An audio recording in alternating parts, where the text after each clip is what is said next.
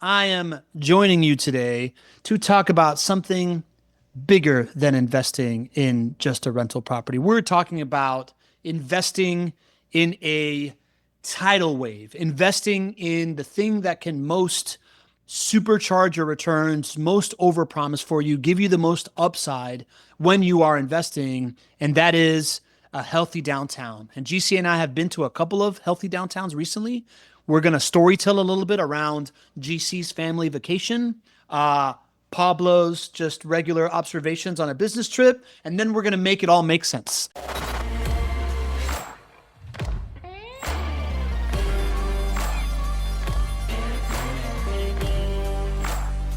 Welcome, everybody, to the weekly Not Your Average Investor Show.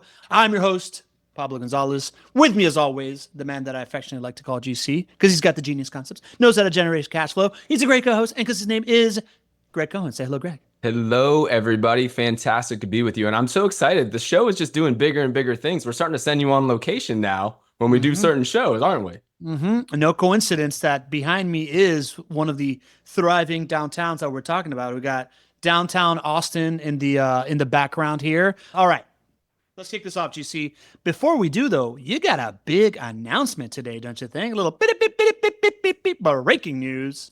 I do. And it's an announcement I get to bring to all of us in the Not Your Average Investor community first. All of our clients and everybody else will be hearing about a little bit later through emails and whatnot.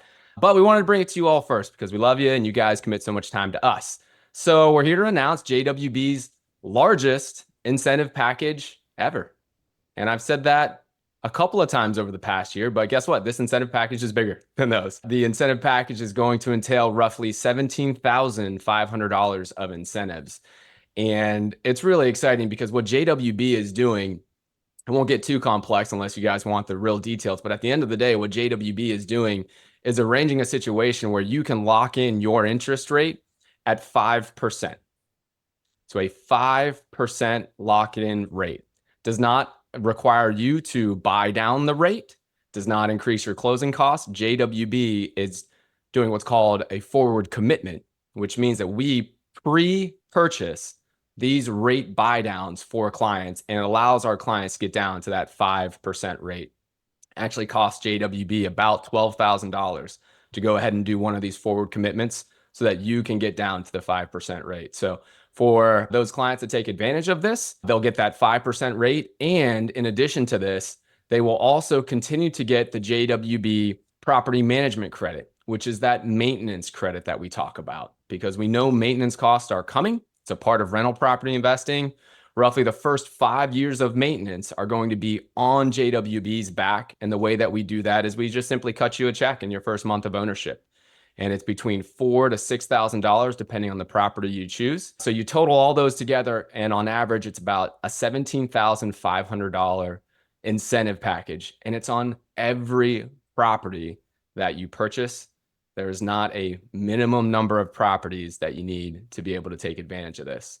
So as you'd expect, this is available for a short time, and it's available for those who want to take action. So it's available for the next 30 contracts that we sign. So those would be the next 30 properties that you purchase. But there is no maximum. There is no minimum. It's available on each purchase. And if it's something that you are on the edge and you're saying, you know what, I know that I want to do this, guys, this is the best time in our company history to take advantage of an incentive package. So would encourage you, if you're a JWB client, to reach out to your JWB portfolio manager. If you're not, you don't know exactly how to get in touch with them, you can just send an email to info@jwbcompanies.com. You can just send a text message to 904-293-0341. If we could, let's go ahead and put that in the chat. And yeah, we're just excited to help you all make really good decisions here. GC, I got a couple questions about this massive $17,000 credit that you're talking about here. Am I understanding correctly that you basically you said for the next 30 properties, you basically bought like a 30 property Starbucks card for 5% mortgages, and you can give out 30 Starbucks 5% mortgages, and that's kind of the limiting factor here to receive that 17,000 per property value? Yeah, we basically purchase in advance the equivalent of 30 loans for our properties. And then once those 30 loans are committed to, then that incentive is ended. And yeah, so that's why this is such a great offer, and there is a finite end to it. You know, as a marketer, I love scarcity. Kevin O'Brien has a question. Does the percent lock-in rate apply to IRA accounts, like non-recourse loans, like to say 5% down to non-recourse loans? Great question, Kevin. No, it does not. So in order to take advantage of this, you need to work with one of our approved lenders, like always. And there's a specific loan product. It's our DSCR product. And that's a great thing because the qualifying for a DSCR product is actually a little bit easier than conventional financing. And the experience of the loan is it's a little bit easier. I don't want to make it sound like it's going to be easy because no loan is easy, but the requirements are a little bit easier and the experience is a little bit easier. So, but you do need to use a specific product within our approved lender network, and happy to give you all the details when you talk with the team about that. Okay, two more questions. It didn't feel that long ago, GC, where you said we never give incentives. And nowadays it feels like the incentives keep getting bigger and bigger. What is the thinking behind that, man? Yeah, I'm trying to think the very first incentive package that we did. I know what it's in relation to. It was in relation to interest rates rising. Probably late I don't remember 2021, exactly yeah. when the incentive came out, but it was around 2022 when interest rates Yeah. started rising. So, I'll tell you what, guys, these interest rates have been higher than we all want, and they have stuck around longer than we all want. And what we have said is we want to step in and make this decision easy for all of you. In the face of high interest rates, there's a reason why JWB interest rates have been able to be lower and lower and lower. And, the reason that we do that is because we stand by our assets being cash flow positive. So when we create these incentives, what we're looking at when my team and I are looking at preparing our property evaluations, we run the numbers and we say, okay, well, what interest rate do our clients need to be in order for this to be cash flow positive and to hit our return on investment? So we run those calculations, and our recent rates have been at about 5.5%. And so that's cash flow positive. I think what's changed in the last, call it 30 days, maybe 60, definitely 60 days, as long as we've been thinking about kind of putting this into motion and kind of putting the pieces of the puzzle together. I mean, it's just it is a hard time to make decisions, for investments, for life in general. There are a lot of things that are changing in this world at all times. And, the harder it is for us to make decisions, unfortunately, financial decisions are some of the first ones that we tend to put to the side. And the problem with that is when you have a really good financial decision to make, but you put that to the side, then, inevitably you just delay your financial outcome. And so the talk track for us internally right now is, what can we do to kind of cut through the noise, to cut through everything that is going on geopolitically with the wars that are happening? Tariffs are talked about every single day. There's just some uncertainty. We're saying, what can we do to cut through all of that noise and just make this an absolute no-brainer? And so that's where we landed, and we feel really good. We also have a really great partner where this forward commitment became something that is somewhat reasonable for JWB to do for a very short period of time, which wasn't the case back in the day. And so you put all those things together, and we just thought, let's make a splash. Let's make a splash. So, excited what we can bring for everybody, because ultimately right now, especially for those who maybe sitting on equity in your JWB portfolio or not, you're not sure exactly how to tap into that, but you could be doing something. We can put all of these concepts that we've been talking about for the last, call it 2 months, about how to leverage the equity you have, put a portfolio together. You could walk in with, $30,000, $50,000 of incentives by buying multiple properties and really set yourself up to hit your financial goals much quicker. Man, as you described all that, GC, it kind of like painted a big picture of the unique value prop that I believe JWB sells that nobody else sells, which is outcomes, right? I hear a company that is trying to deliver on a promise of not just, hey, I sold you this house and I want this house to return, but I sold you this plan for your life. And if you are en route to this and you see all this like short-term stuff happening and that's dissuading you, we're here to do whatever is possible to show you that we believe that this thing is all going to work, and that this plan that we set up before tariffs and before war with China and whatever is going on is still a viable thing. And this is how we own the outcome, kind of thing, right? You know, it's what we believe. It's what we believe since day one. We're steadfast in that belief. We know that this model works. And, so much of what we do on this show is just help people make good decisions, cut through that noise, and just know that you found an asset class that can provide a better financial outcome for you. You can do it in a way that you're going to be able to sleep well at night. So an incentive package like this is great news for the marketing arm, of which I'm a part of the marketing arm for us and the sales arm of JWB. But, more importantly, I just hope that it just help somebody step over that chasm of a little bit of fear and uncertainty, maybe getting started or even taking a step forward in times of uncertainty within the world right now, and just make a really great decision. Mike Foster wants to know, does the 5% incentive depend at all on the amount of down payment made? Like if somebody wanted to put 20% down, could they still get a 5% down payment? You know what? I didn't ask that question, Mike. That's a really good question. I was told that by doing this, we would be able to lock in at a 5% rate, but I didn't ask that specific question. So what I would encourage us to do is just reach out to our JWB portfolio manager and get that answer directly. And last question, when this incentive first got announced, who was the first person you thought of, GC? I thought of you, Pablo. I was up this morning. I'm like, we have obviously been talking about your portfolio expanding. So you were my first thought, buddy.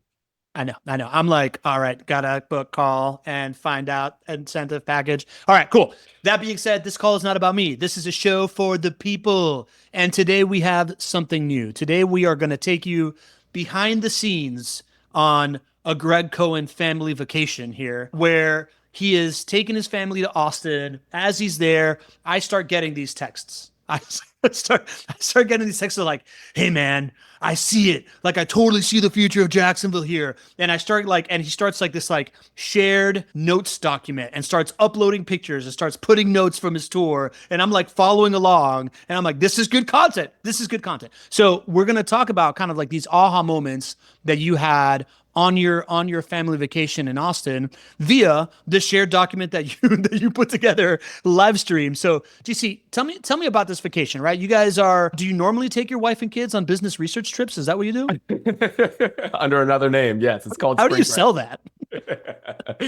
I mean, so here's kind of like our mentality for spring break. It's something that's special for my kids and my wife and I, and we want to make it special, but we live near the beach. And so I guess some families want to go to the beach on spring break or whatnot. We're blessed to live right next to the beach. And my family's really active. We like to do stuff. So, I guess, I don't know, maybe when the world opened up after COVID, my kids were kind of old enough to really travel again. And we said, you know what, for spring break, why don't we choose cool downtowns, places in the city, in the country that we haven't been to, that we think are going to be a combination of great food, great drink, great culture, great outdoor activities, easy to do things, and some, landmarks that are just really special to be able to see across the country. And so we stopped in Denver, and we actually went out to Vancouver as well, because we went to go and see some family there and we wanted to check out Vancouver. And we have checked out a number of these downtowns, been to Tampa, right? Number of these different downtowns. And as we were thinking about our vacation this year, we just thought of Austin. And we said, you know what, why don't we go to Austin? Because it checks these boxes: great weather, great food, and we love how outdoor friendly it is. And then, I'm always thinking about the show and the community and investing. And my wife is always hearing about how I'm comparing Jacksonville to this next great American downtown. And so I won't say I pulled one over on her. She knew that I was thinking about this a little bit, but it just checked all of the family boxes first as a place that we really wanted to go and spend some time. Got it. So bring us with you on your tour, GC. So you're sending me this document live. Talk to me about this downtown tour.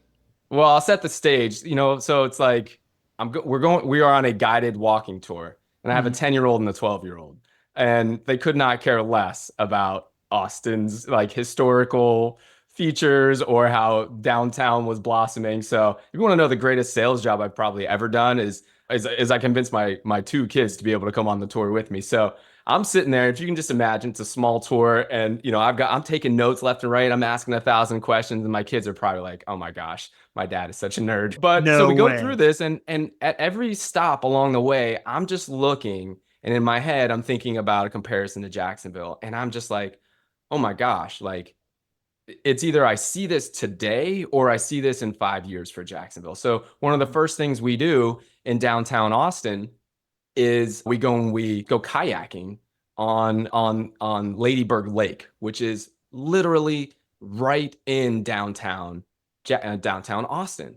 And so you have this beautiful body of water. It's a dammed off part of the Colorado River, and you can go kayaking and you can do all these fun things.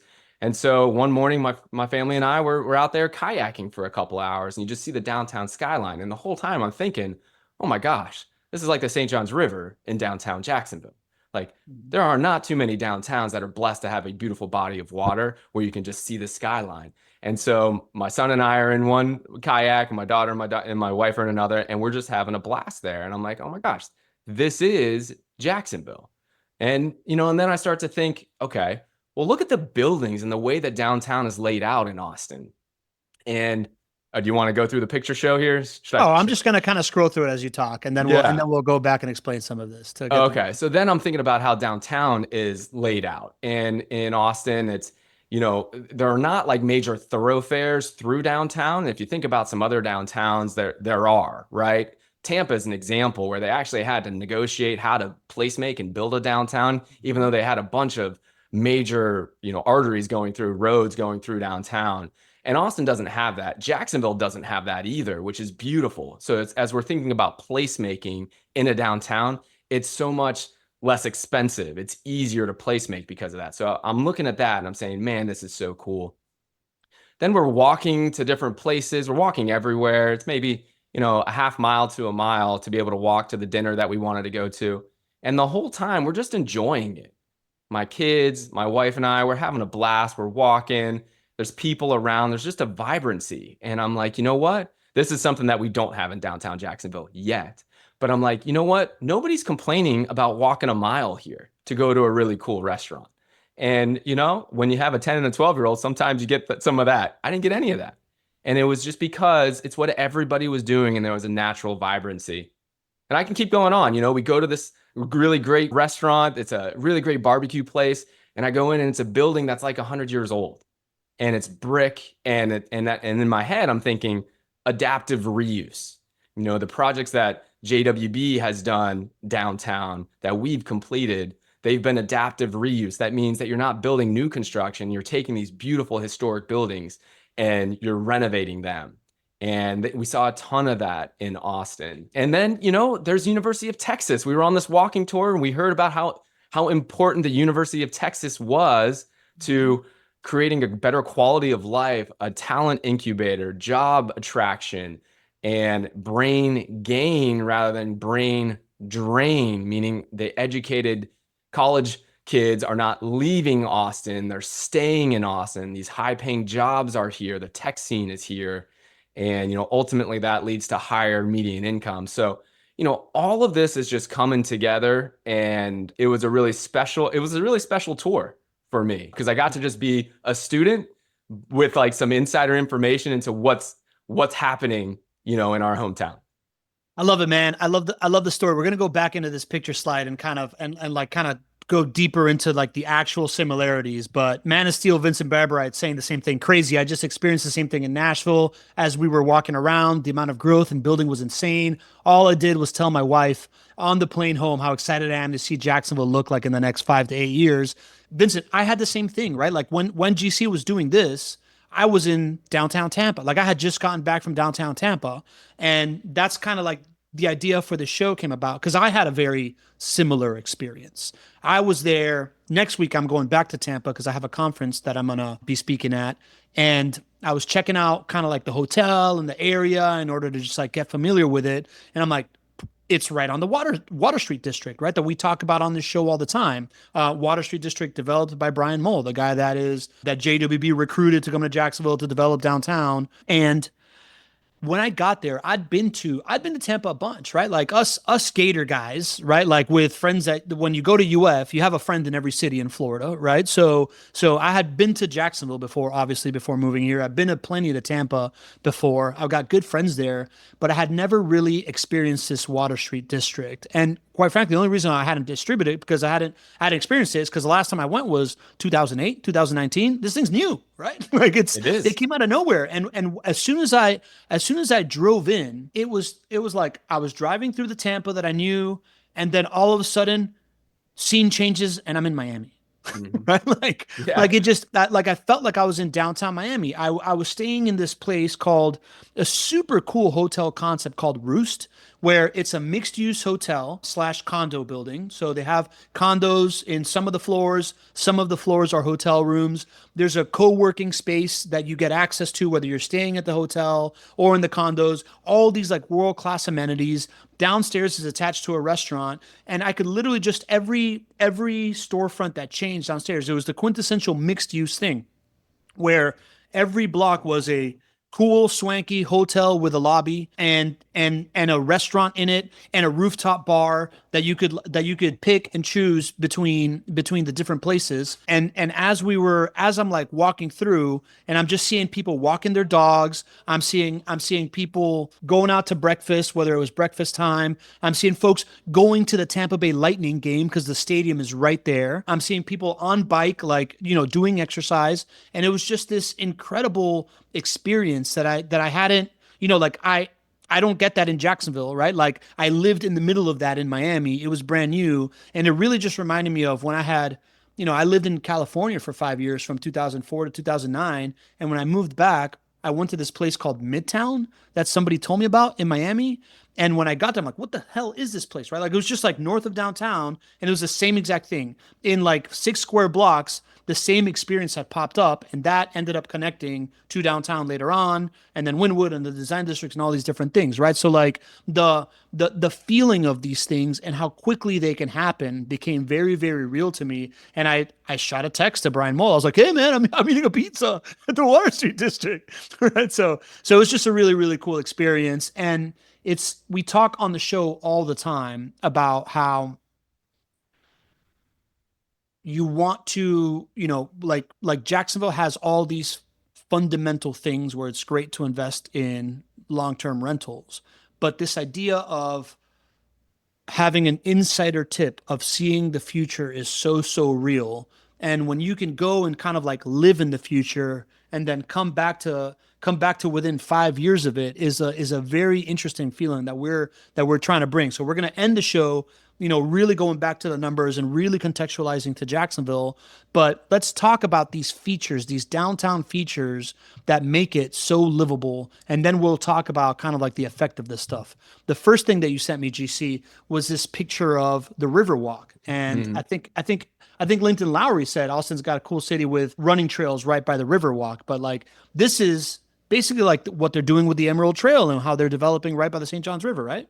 Exactly. This is called activating the waterfront. And so I was really curious about the timeline of when all of this started to happen in downtown Austin. And my lovely walking tour guide let me know that about 10 years ago is when they really started to activate the waterfront. And that just means it can mean a couple of different things. If you have restaurants on the water, if you have opportunities to have retail on the water, you open those buildings to be restaurants or bars or something that somebody can interact with and do that. And that's what we're doing in downtown Jacksonville. Right now, the water's a little shut off from the commercial opportunities right now, but that's going to change. It's actually in the process of changing. And for Austin, it was about creating this trail system. So that's not the best picture. You can't really see the Not a trails, great but picture. Yeah, I yeah, was yeah. doing the best I could. And that started happening about 10 years ago in Austin. Then you started noticing some cultural stuff, right? Like you saw the statue of Willie Nelson and it reminded you of something? Yeah, absolutely. Well, since then, my kids are just singing on the road again all the time here. So, we talked a little bit about Willie Nelson, but Willie Nelson really is instrumental to downtown Austin, and I just didn't understand to what degree he is revered in Austin and how influential he really is. And so, I'm starting to think similarities to Jacksonville. And, we have another prominent figure who's very influential. His name's James Weldon Johnson in Jacksonville. A little bit of a different type of way of lifestyle, I would imagine, but both very prominent figures and folks that we're both that both cities are very proud of. So, Yeah. Willie Nelson had such an impact, and it really kind of shaped not just the music scene, the entire culture. What was Austin known for in the beginning? It was really music, and Willie Nelson Yeah. was a big part of that. Icons of culture is what I was thinking, right? Like it's like Willie's iconic, James Weldon Johnson's iconic. If you were on the tour, you went to the new James Weldon Johnson Park there's James Weldon Johnson Square right in the heart of downtown, next to like the La Villa Apartments. They made that James Weldon Johnson Park, right? Like you start to see the kind of historical things start to match. The other thing that I think is cool is this idea of you took this like picture of like Tito's vodka and how it was started there, and you're talking about how like Tito's kind of created this like American vodka brand, but Tito's is more than that. Tito's actually created the category of craft spirits. They were kind of like the category king and the success story of that. And it makes me think of how we have that Intuition Brewery and the Manifest Distillery kind of like right there by the Maxwell House. Is that kind of what you were thinking? No, I was just thinking about, they were telling really cool stories about it. I actually wasn't thinking about intuition. I love where you're going. And the Tito's story is entrepreneurship. And they Yeah. talked about a lot of obstacles that they overcame in order to do this. So this is kind of funny. You actually have this like tasting room here in downtown, but there's a whole story behind it. But ultimately, they can't charge you anything when you go in there. So they just give you tastes of Tito's, and then whatever you want to donate, it goes to charity. And there's like an ordinance that they can't actually like have a tasting room if it's not attached to the distillery or whatever. So just so many things about entrepreneurship that I fell in love with. And, major cities, major successful downtown cities have these icons or these stories that happen, and Tito's is certainly one of those for Austin. Yeah, it's interesting, man. I find that once you start that economic flywheel going, good things happen and these success cases happens, right? It takes bigger businesses to invest in a downtown and start kind of like developing that ecosystem, but these externalities that happen, right? Like the birth of a new category came out of this. Whole Foods being headquartered in downtown Austin spawned a whole bunch of like direct to consumer organic product brands and that whole ecosystem, and e-commerce soon then followed, right? So as you guys are relocating in downtown and FIS is there, like the financial products that are going to come from that, the autonomous vehicles that we're talking about, and like that whole corridor and everything that's happening, right? Like I think we will be on the lookout for who's the next billionaire walking in our streets that like started something in downtown Jacksonville. And then now you got these pictures of these wide streets, GC. I like this. I like these urban landscapes, urbanscapes that have these wide sidewalks, old growth trees, lanes for cars and for pedestrians and for scooters and bikes. Tell me about that. Yeah, I'm thinking Pearl Square. This is Yeah. the major development of which JWB is a sponsor of, a $2 billion development in downtown Jacksonville that we're already breaking ground on. And when you understand how we're placemaking here, it is not about easy returns on investment day one for every investor in Pearl Square. We are willing to design this and place make this to make it a place where it's easy to bike, it's easy to walk, there's green space, people can sit on a yard and enjoy all the amenities around them. And it takes investors with a very long-term vision to do that because it's more expensive. There's square footage there that you're not using to generate revenue. And it's Mhm. hard for developers to do this, and it's really hard to do it at scale. And I thought that Austin did a very nice job of it. You can see here makes it easy to bike or to be on those scooters. You can see there's a separation from the road. There's trees. And that doesn't happen by accident. So it's a public-private partnership that really needs to come together to do this. And when it's done right, you know it. You know it because people want to be there. They're not scared to walk down the street or Yeah. scared to bike. And it's such an amenity for the entire community. I feel like the conversation around this in smaller cities, GC, like before everybody realizes this, is the developer conversation. It's like, yeah, but I'm losing rentable square footage. And then the argument for that is basically like, yes, but the value of your building goes way up, right? So it's Mhm. kind of like the cash flow versus equity conversation for developers. Is that kind of how it goes? Yeah, absolutely. It's hard enough to make some of these projects work if you're maximizing square footage, especially in a place like Jacksonville, right? We Mhm. are way early pioneers in this. And to do that, the numbers don't look very good in the beginning. That's just how it goes if you're maximizing square footage. So to say, hey, listen, I'm going to make the numbers a little bit worse in the short run in order to make this better for everybody, and there should be a bigger economic benefit to all later on down the line. It's tough to convince a developer to do that. That's why it's so important that JWB and the investors we have in Pearl Square, we're Jacksonville people. We're here. Our businesses, our families are here, and we're willing to make that long-term commitment. And then as you started sending me more pictures, what I started seeing more and more is this like unique thing that I never saw in Miami, because Miami doesn't have historical building stock. But you start to just kind of see like these modern skyscrapers interacting with the streetscape and all this kind of stuff, which is what we're seeing. Like this picture right here, I feel like this could be taken a couple blocks like there's multiple blocks in downtown that look like this, GC. What's the relevance of this kind of like historical preservation and smaller footprint with the bigger buildings? So this was one of the biggest aha moments for me, because as we've talked about this flywheel effect, you have to get people living downtown and you have to bring amenities downtown in order for this flywheel to get kicked off. And you need incentives to be able to do that. That's the place that we're at in Jacksonville right now. But soon the flywheel churns, and then you don't need incentives. And developers start to look at that place because the rents are higher there and the jobs are there and the talent's there. And the developers come in and they say, you know what? I don't need incentives. I'm going to go big. I'm going to build a big high rise, build a big skyscraper.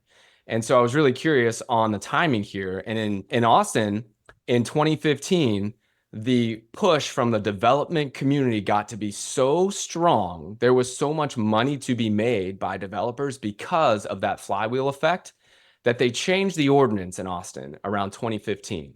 And prior to 2015, I think the ordinance said you couldn't build a building higher than the state capitol building. If my memory is right, it was no higher than some amount. And then they withdrew that Probably, ordinance. probably like a T12 or T13 or something like that. Yeah, something like that. Yeah. And then they took that away, and that's where all the skyscrapers came in. Now this picture is interesting because you can see they still have those historical storefronts there. This is protected.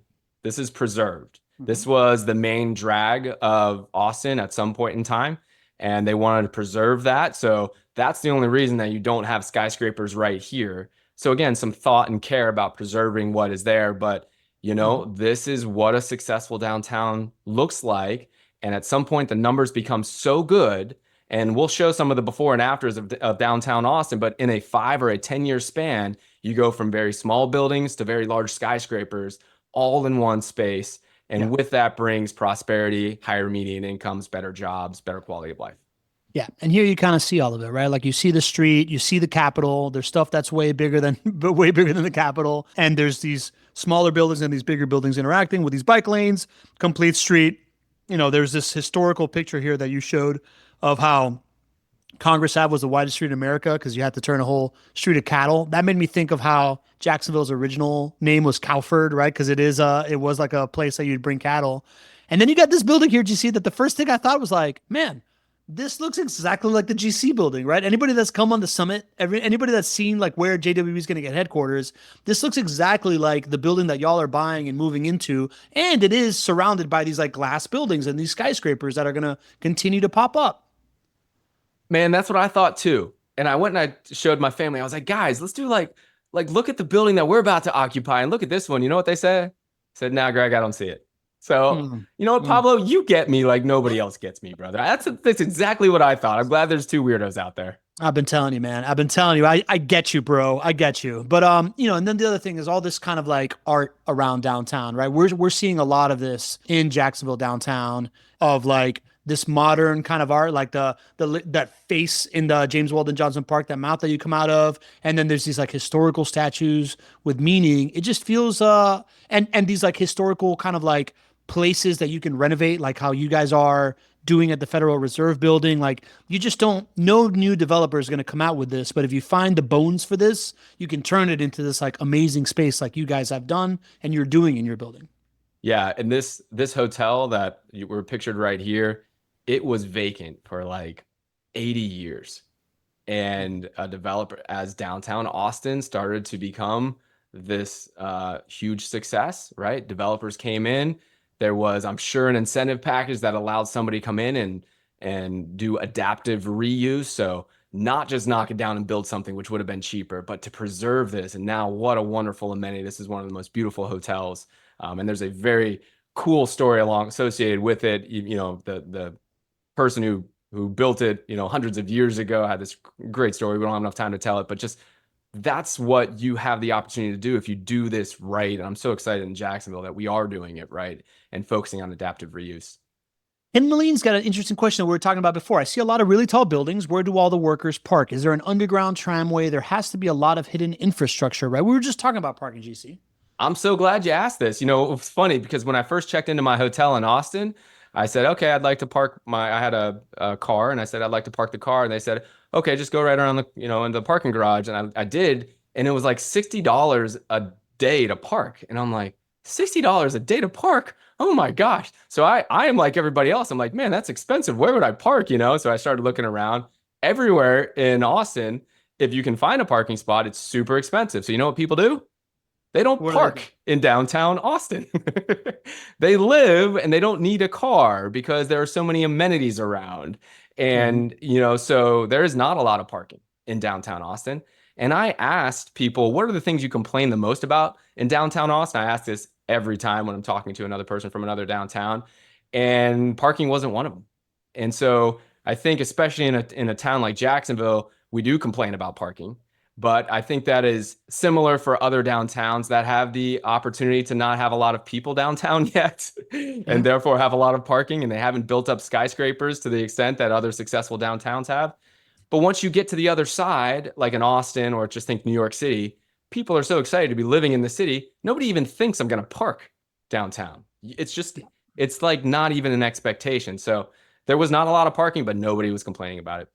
If you make it awesome enough, people forget about the parking thing. Yeah. you find a way there. We're headed to a future where like cars are less and less relevant, right? So like all of that stuff's really happening. I remember that transition in Miami where I remember the first high rise that was being designed in Miami with no parking.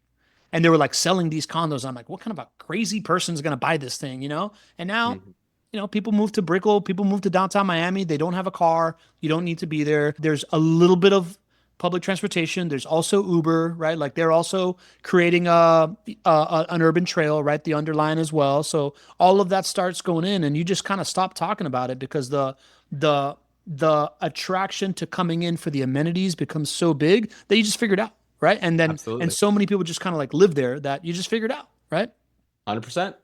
So GC, this is the time in the show now where we start looking at the befores and afters, which I think are really interesting, right? We talked about how quick all this stuff started happening. And like we are seeing, contextualizing this to Jacksonville is the idea, right? So like this is now Jacksonville. This is what this corner here with this parking garage looks like.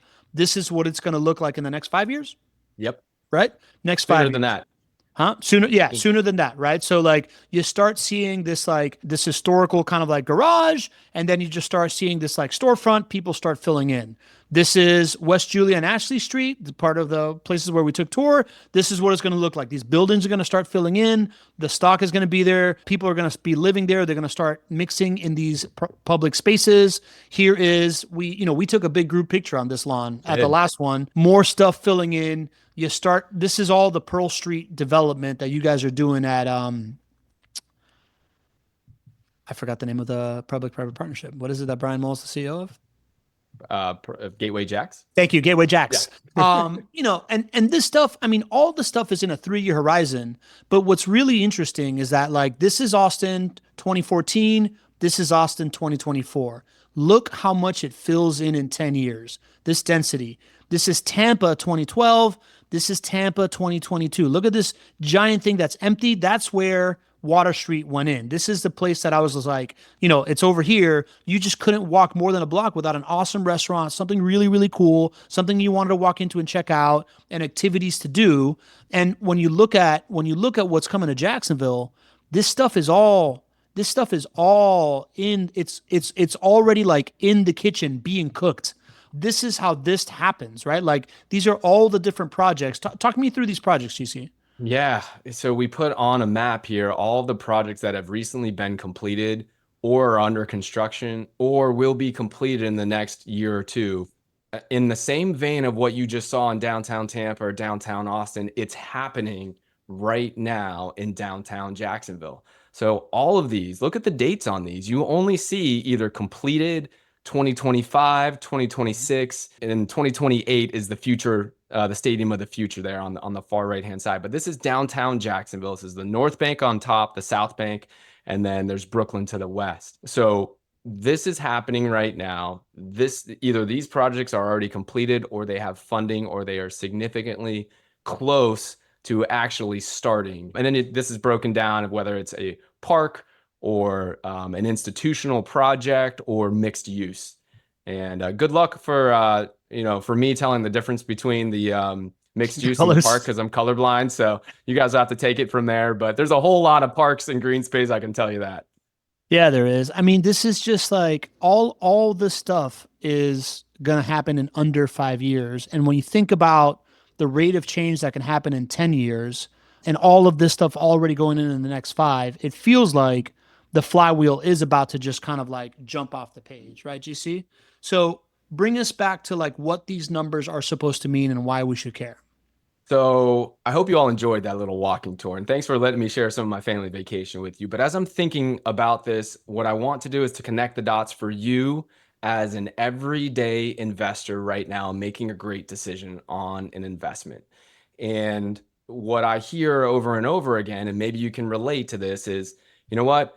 I like real estate, but I want to know, when's the next like shopping center that's going in, or when's the next like grocery, like really nice grocery store, because I want to buy right next to that. Or people fight to buy a piece of property in a great school district. Like they will literally, best friends will become enemies if it came down to that one property to get into that great school district. And it's because people believe that these catalysts are going to be the thing that's going to drive these outsized returns on investment for them.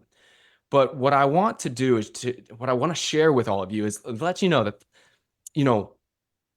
that type of thinking is really small, and it might not even be relevant to the right investment for you. So we need to go away from shopping centers or grocery stores or schools as being the next big catalyst. Because when you focus on the catalyst, the number one best catalyst for you is to invest next to the next great American downtown.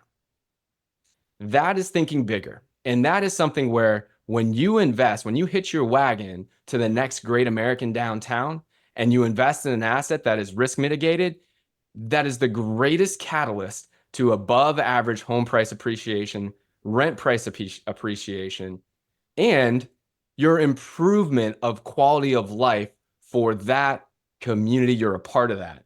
And so I really want us to stop thinking small. I don't want us to start thinking about these things that really don't matter. Schools, shopping centers.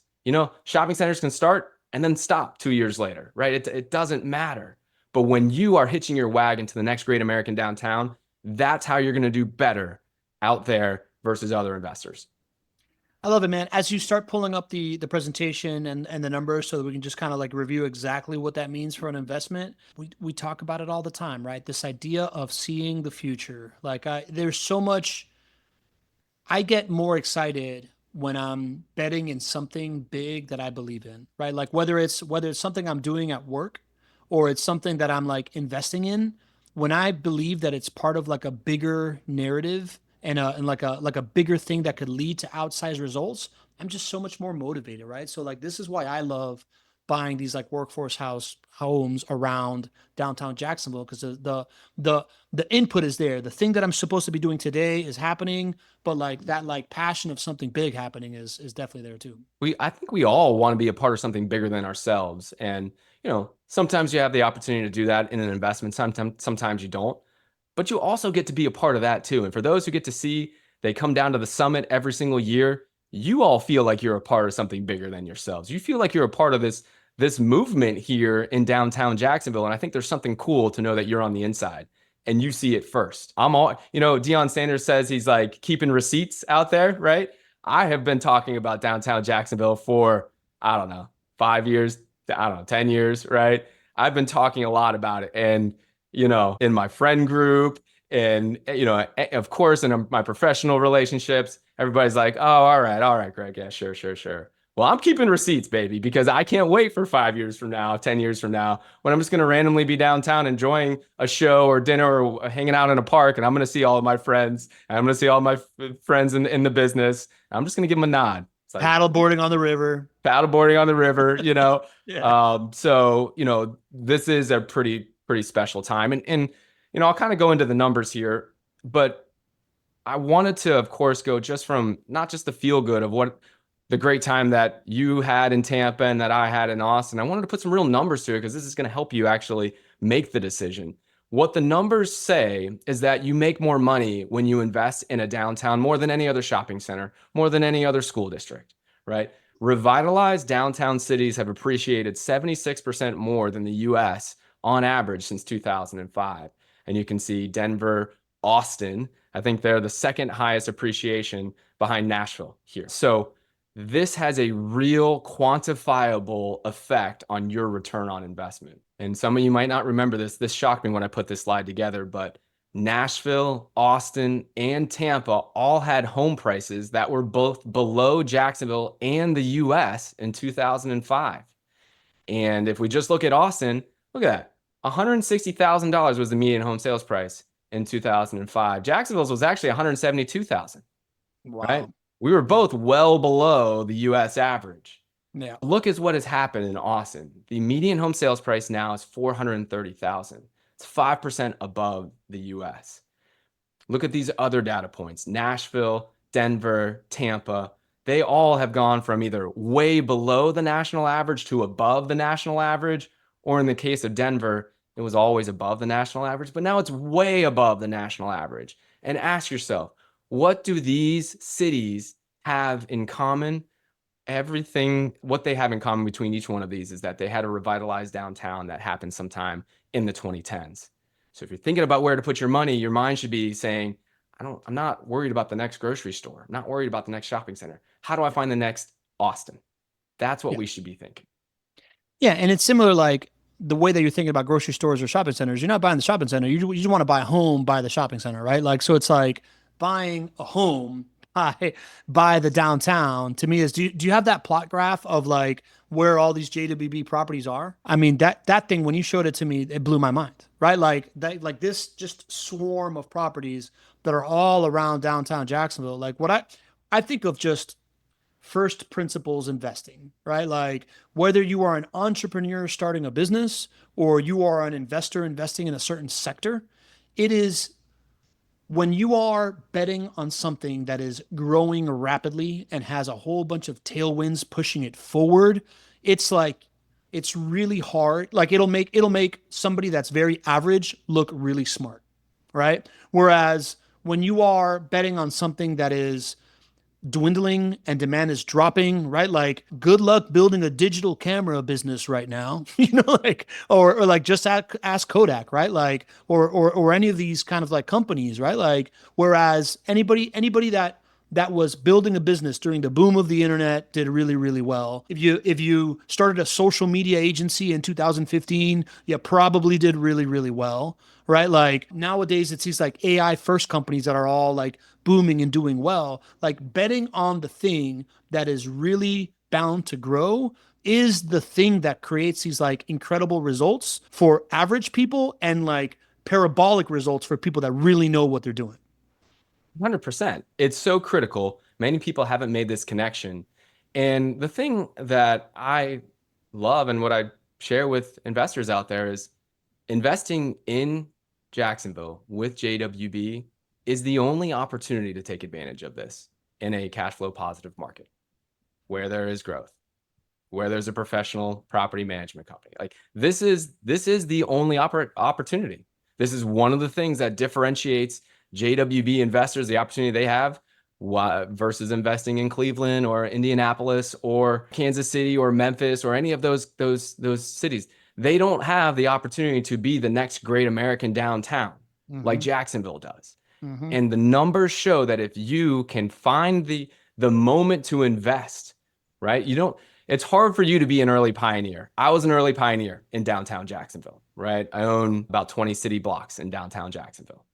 A lot of risk when my business partners and I, we started investing. And the numbers show that if you can find the moment to invest, right? You don't, it's hard for you to be an early pioneer. I was an early pioneer in downtown Jacksonville, right? I own about 20 city blocks in downtown Jacksonville. A lot of risk when my business partners and I set out to buy that. I was never going to bring that to you guys. That was too much risk. But right now, when we look at that slide, and we'll go back to this slide right here, and you see all of these things that are completed, and you see these things that are under construction, that means that there's cranes moving, there's dollars that's being spent, incentive packages have already been approved. Now you're in this, call it early adopter phase. And if you look at the cycle when people generally make the most money over the long haul, you want to be just before the curve. You just want to be just before mainstream. And that's what you have right now in downtown Jacksonville. So there you go, man. That's what I see. The one thing that I would add to what you said, GC, is that it's one thing to see it coming. It's another thing to have access to it. Right. So like somebody could have said this about Austin, and they could have said this about Denver, and they could have said this about Nashville, and they could have said this about Tampa. Then there is, and then you're like, all right, cool, I'm going to go invest in downtown. At that point, you'd have to be an accredited investor. You got to come with a lot of capital for it, right? Like it weeds out a lot of people, and it had this baked in risk of what you are talking about, right? Like to me, what's special about this is that you have the insider information, you know that this is happening, and the ability to also have an operator that has been built and tested and developed and written about and like invested by everybody, by 6,000 other people, of they know how to bring the workforce single family home asset class, which is the most risk mitigated asset class that benefits from all this stuff. And you don't have to go put $1 million into a skyscraper. You get to put $50,000 into a home that's gonna house a family, and you know exactly how it's gonna perform, and you're gonna get all this upside with all this leverage and all this stuff. That to me is what's extraordinary. The access to being able to activate on this information based on the uniqueness of JWB being in existence in this moment in time, to me is what I can't get over. It's at the core of kind of who we are between my business partners and I. We love serving everyday people. And when you can take everyday families and help them get to a level that they didn't know was possible, whatever financial outcome that is really special to us. We do not serve the institutions. We do not serve hedge funds.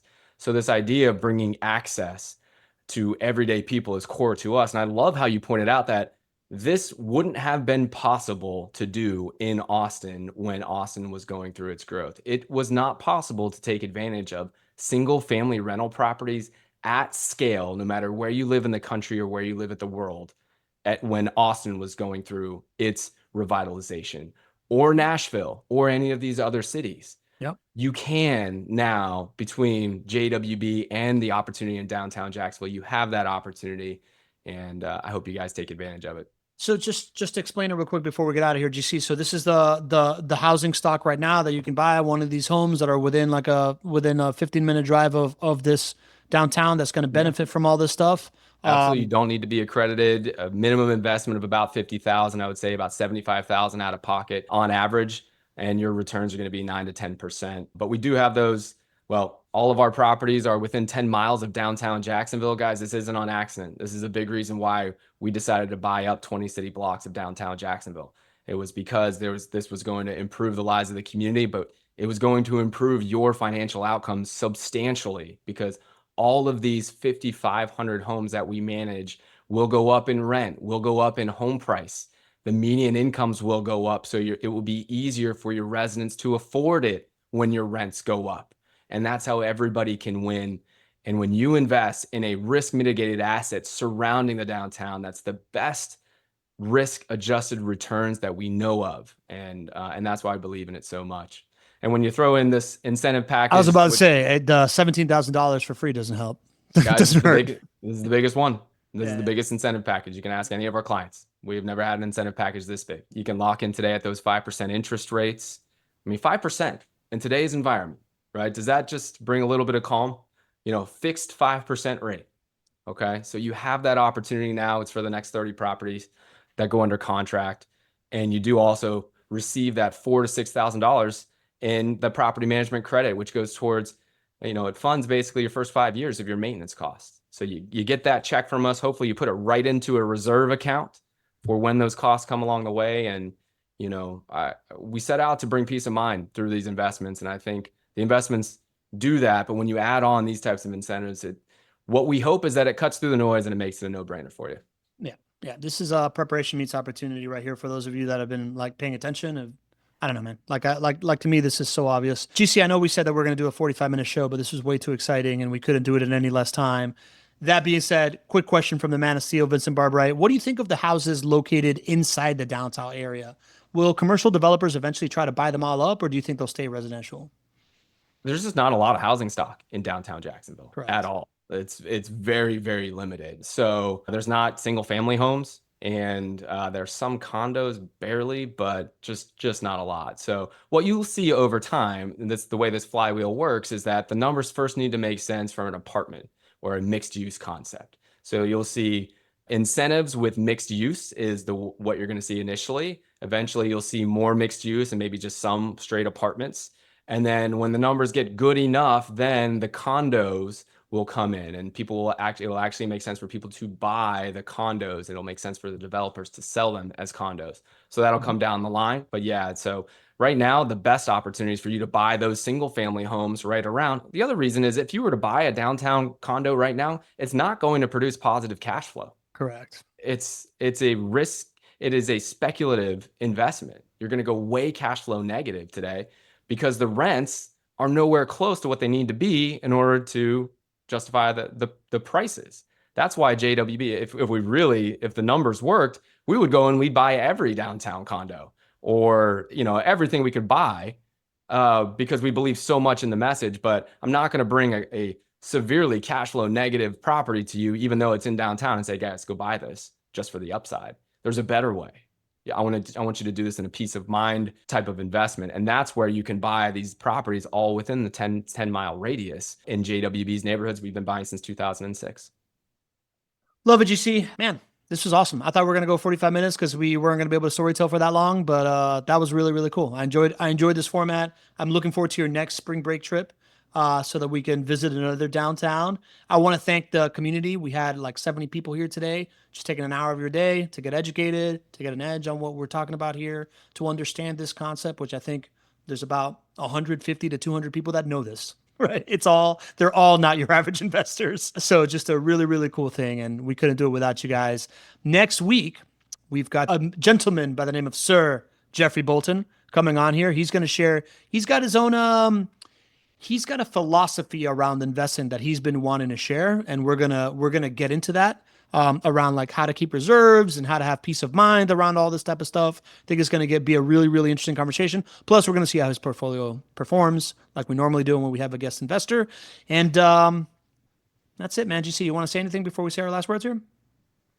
Just this show feels like everything has come together between my family and having fun with my family and what I believe as far as our investment thesis and helping our clients out and all of this good stuff. So it's a very fulfilling show for me. So thank you all for being here, and don't be average. See y'all next week.